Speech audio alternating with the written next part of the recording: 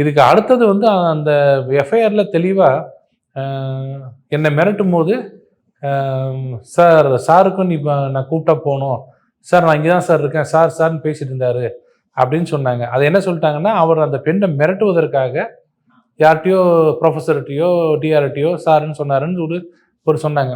ஆனால் அது யார் சொன்னதுன்னு பார்த்தீங்கன்னா வந்து இன்வெஸ்டிகேட்டிங் ஆஃபீஸர் சொல்லல, அடுத்த நாள் காலையில் கமிஷனர் சொன்னார்.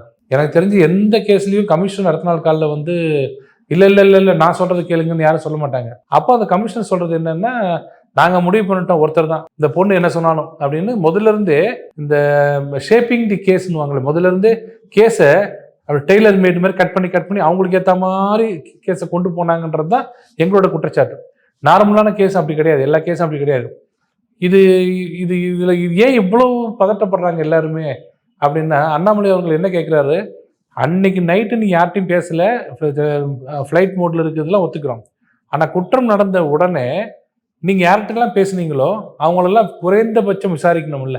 இப்போ ஒரு கொலை நடக்குது, கொலை நடந்ததுக்கப்புறம் கொலையாளி யார்கிட்டலாம் பேசுகிறாங்களோ, அதுக்கு முன்னாடி யார்கிட்டலாம் பேசுகிறாங்களோ அவங்க அத்தனை பேரையும் விசாரிக்கணும். குற்றவாளி சொல்ல, அவங்க எல்லாரும் குற்றம் செஞ்சுன்னு சொல்ல, விசாரிக்கணும்.